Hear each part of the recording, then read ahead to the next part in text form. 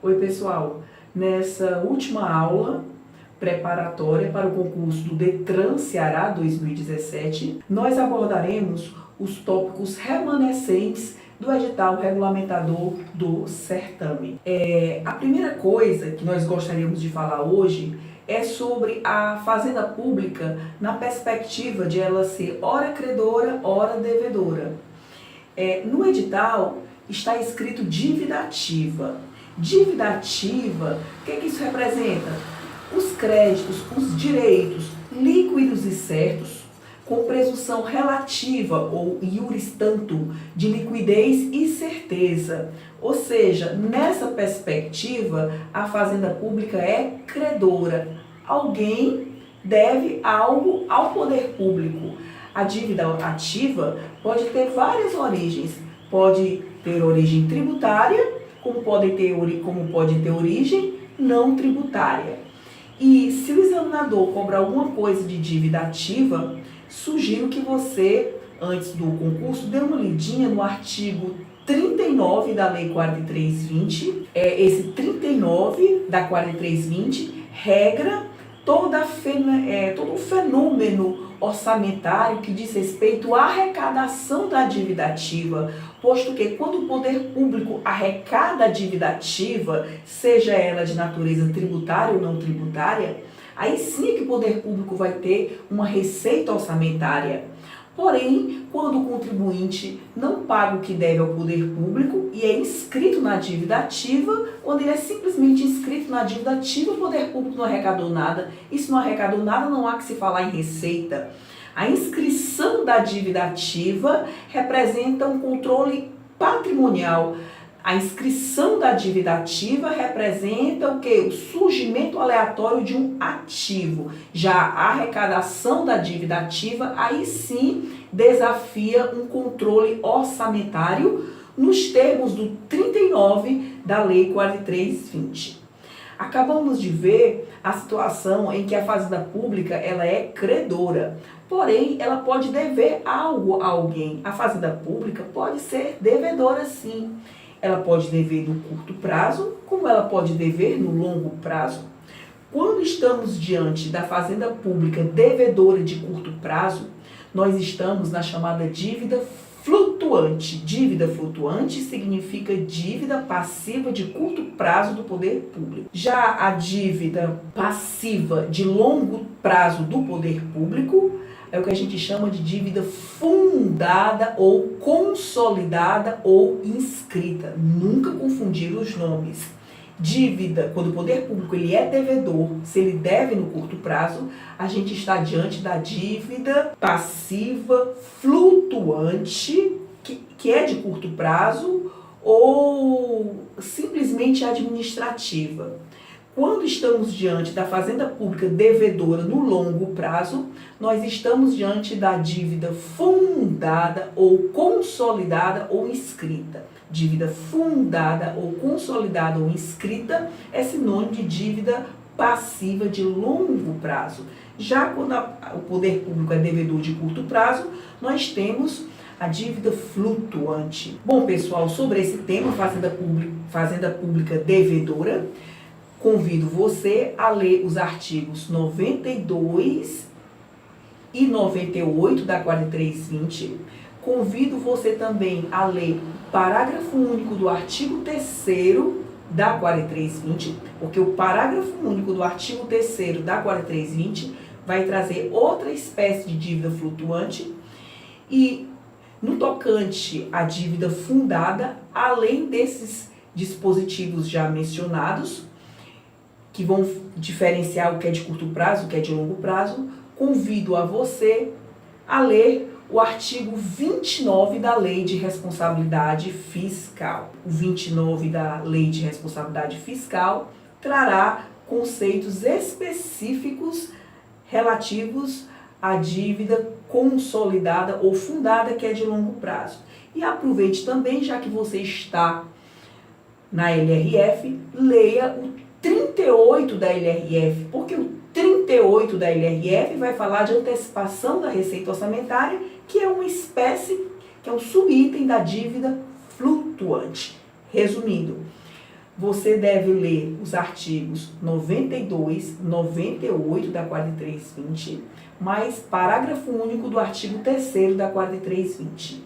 E deve ler também os artigos 38 e 29 da Lei de Responsabilidade Fiscal. Restos a pagar, sinônimo de resíduos passivos, outro assunto certo na sua prova. Só lembrando que os restos a pagar são espécies de dívida flutuante. Explicando de outra forma, os restos a pagar, eles integram a dívida flutuante, que é a dívida de curto prazo. Restos a pagar, eles são inscritos na dívida passiva de curto prazo. Restos a pagar, ou herança maldita do setor público, é o velho devo, não nego, pago quando puder. Eles têm um regramento específico pelo 36 da 4320, combinado com 42 da LRF. Não deixe de ler o 36 da 4320 e o 42 da LRF. O que é que muito cai em prova? Ele quer que você saiba a diferença dos restos a pagar processados para os não processados. Os processados são os liquidados. Poder público, quando liquida a despesa orçamentária, ele está obrigado ao pagamento. Restos a pagar processados se originam da despesa orçamentária em que houve empenho, houve liquidação, mas não houve pagamento. Por isso, falta pagar. Restos a pagar é o que falta pagar. Então, os processados têm origem na despesa orçamentária, teve fixação, teve empenho, teve a liquidação, faltou só o pagamento. Todo 31 de dezembro, para toda despesa empenhada que tenha sido liquidada, mas não tenha sido paga, isso gerará uma inscrição em restos a pagar processados, que são os liquidados. Vimos nas aulas anteriores que o estágio da despesa que obriga o pagamento é a liquidação. Então, se você, Deus defenda, está inscrito na condição de restos a pagar processados, o poder público está obrigado a te pagar, só Deus sabe quando. Já os não processados são os não liquidados. Aqui houve simplesmente um empenho e por aí parou. Excepcionalmente podem ser cancelados, tá certo? Quando é que surgem os restos a pagar? No 31 de dezembro de cada ano, para toda despesa que tenha sido empenhada, podendo ter sido liquidada ou não e não paga, isso gerará uma inscrição em restos a pagar. Teve empenho, teve liquidação, não teve pagamento, restos a pagar, processados. Teve fixação, teve empenho e por aí parou, restos a pagar, não processados, porque são não liquidados. Esses são os que a legislação admite a possibilidade de cancelamento. Restos a pagar não processados, eles podem ser cancelados, posto que, como não houve a liquidação, o poder público não resta obrigado ao pagamento. Nunca confundir restos a pagar com despesas de exercícios encerrados, sinônimo de despesas de exercícios anteriores. Quando a gente está falando de restos a pagar, a gente está falando de passivo, a gente está falando de controle patrimonial, de curto prazo, claro. Quando a gente está falando de despesas de exercícios encerrados, sinônimo de despesas de exercícios anteriores, a gente está falando de despesa orçamentária propriamente dita. A gente está lá no artigo 37 da 4320, que você deve dar uma olhada. Despesas de exercícios encerrados são despesas que deveriam ter sido processadas no passado e que não foram, que ficaram essas pendências orçamentárias, porque as despesas de exercícios encerrados ou despesas de exercícios anteriores são despesas orçamentárias que vão correr à conta do presente, mas que se referem a exercícios findos, muito comuns para pagamentos de gratificações atrasadas de servidores públicos. As despesas de exercícios encerrados, elas são operações orçamentárias, portanto, seguem todos os estágios da despesa, fixação, empenho, liquidação e pagamento. Tem regramento lá no 37 da 4320. E como são despesas orçamentárias, podem ser correntes, como podem ser de capital. Depende do fato gerador dessa respectiva despesa. Sobre suprimento de fundos ou regime de adiantamento. sempre cai em prova essa temática do suprimento de fundos ou regime de adiantamento.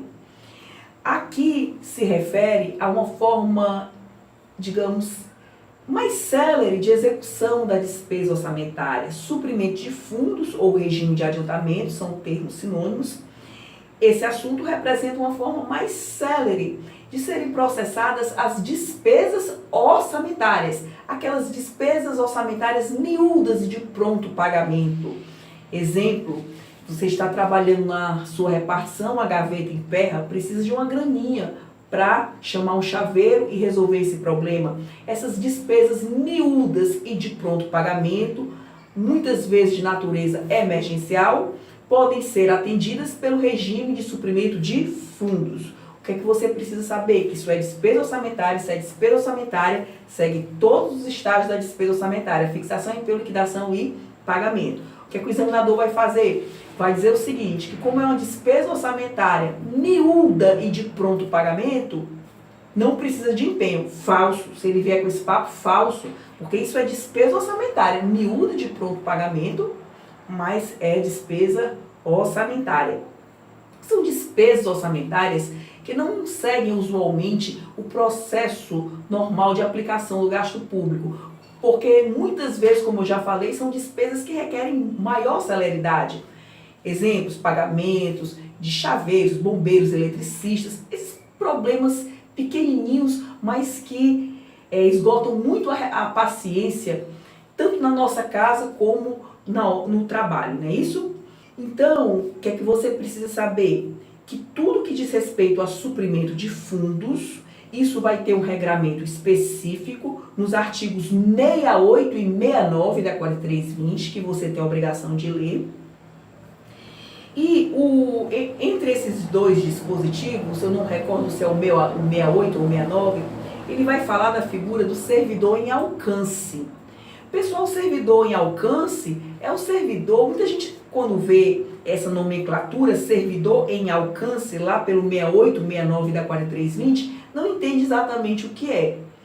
Servidor em alcance é aquele servidor que tem sua responsabilidade averiguada. No mínimo, está respondendo a algum processo disciplinar administrativo. Vocês acham que servidor em alcance pode ser suprido, pode receber suprimento para atender as despesas miúdas de pronto pagamento?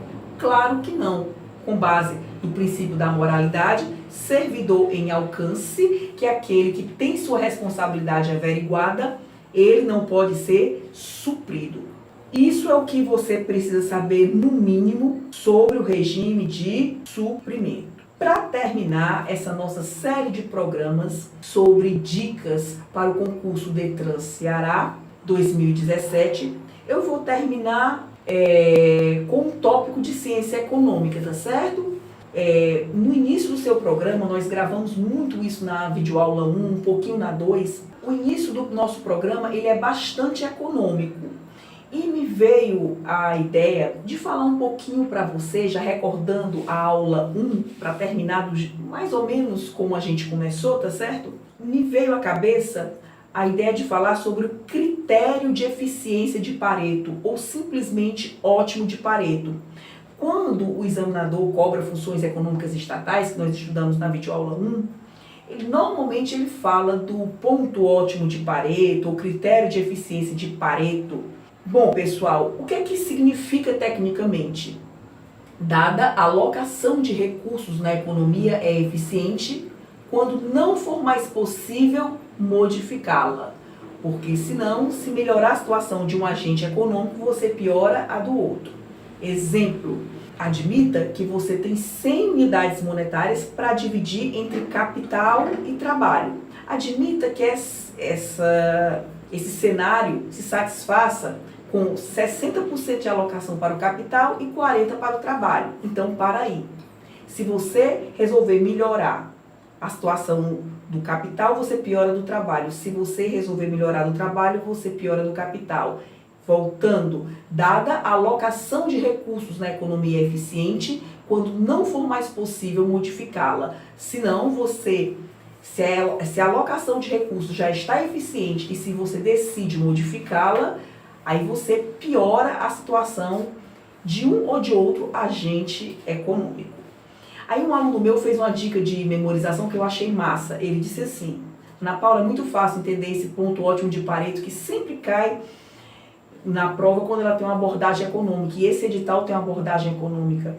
É o velho, essa história de critério de eficiência de Pareto, é o velho, se melhorar, estraga. E ele está certo. Explicando tecnicamente mais uma vez, dada a alocação de recursos na economia é eficiente quando não for mais possível modificá-la.